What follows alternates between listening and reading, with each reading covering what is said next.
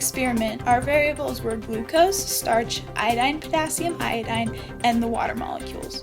We needed a knowledge of diffusion, which is the movement of molecules from a higher concentration to a lower concentration, and a knowledge of the semipermeable membrane, which is a membrane that allows some molecules to pass while restricting others.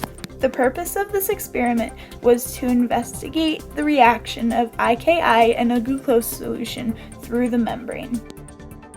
The materials needed in our experiment was the glucose starch solution, dialysis tubing, a plastic cup, distilled water, iodine potassium iodine solution, and a glucose test strips. We used the procedure described in the first part of our lab. As you can see from the table below, glucose was only present in the dialysis bag at the beginning of the experiment, but it soon passed through the bag into the rest of the cup where the iodine potassium iodine solution was. The starch, however, did not pass through the membrane, but the iodine came to it and reacted inside the dialysis bag. When we tested the first time, there was no glucose in the cup. It was only in the dialysis bag. By the end of the experiment, it was in both, but there was a lesser concentration in the dialysis bag than in the beginning. Also, in the start of the experiment, there was only iodine potassium iodine in the cup, but by the end of the 30 minutes, iodine had gone through to the bag, and we know this because it reacted with the starch, turning the solution a blue-green-black color inside. As you can see from our results, there was not a reaction of the iodine and the starch outside of the bag, proving that the starch molecule was too large to pass through. In an actual cell, we would need to use endocytosis or exocytosis to get the starch through to the cell.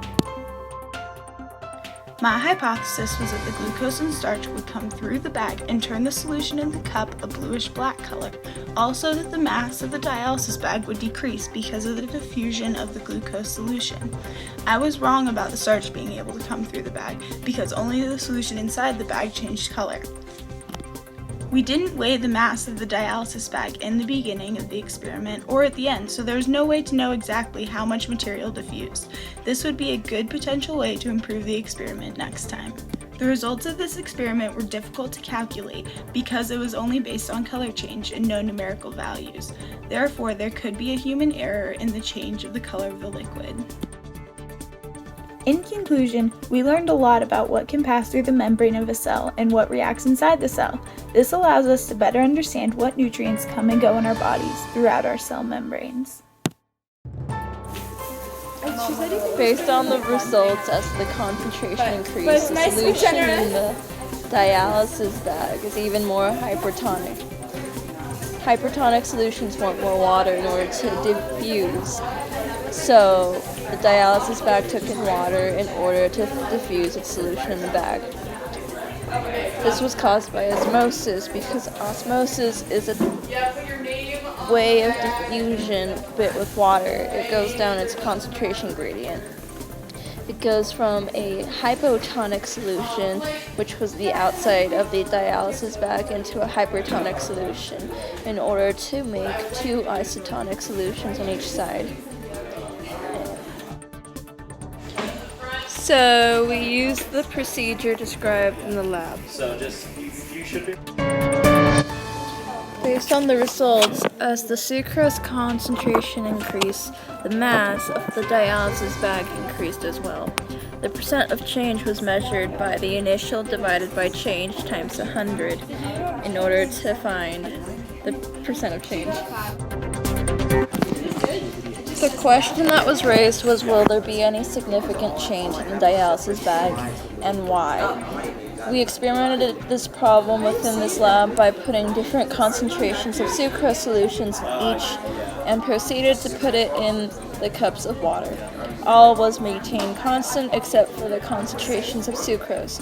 We weighed it before and after 30 minutes, and there was a significant change. The weight would increase as the sucrose in concentration increased, and the answer to the question is yes. According to the theory of osmosis and diffusion, the water will go through the semi-permeable membrane and diffuse the solution to obtain equilibrium, thus filling the bag with water, causing the weight to increase.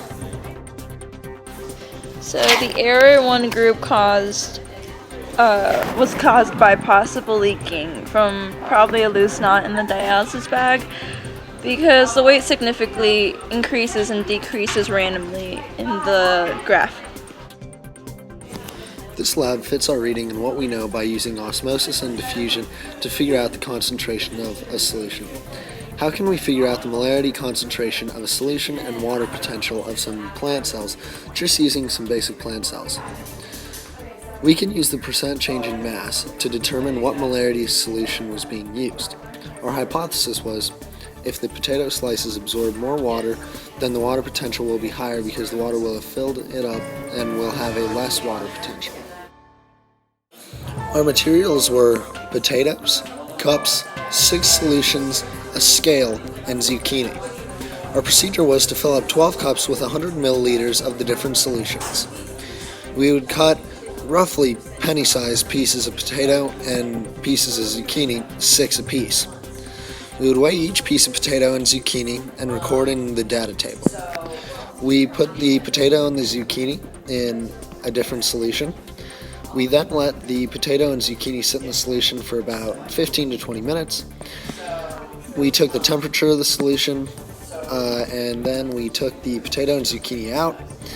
We cleared the excess water and weighed it, and we found the percent change of the weight. Our results were a little more scattered and inconsistent than we thought they would be, but they turned out how we expected for the most part, and we ended up being able to pretty accurately match up our results to the results of the previous experiments. We were measuring by time, in mass by grams, and also the percentage of molarity. This lab was designed to test the water potential of plant cells and how they were affected when they were submerged in solutions that the persons testing it didn't know which was which. The solutions were then able to be determined based on the percent change results from earlier on in the experiment when the molarity of the solutions was known. The theory was that plant cells would have about the same percent change as the cells that were used earlier. The procedure was to weigh out pieces of the plant cell and then submerge them in a different solution. From there, pieces would be weighed again and their percent change would be calculated, which was able to be used to compare to the data earlier in the lab.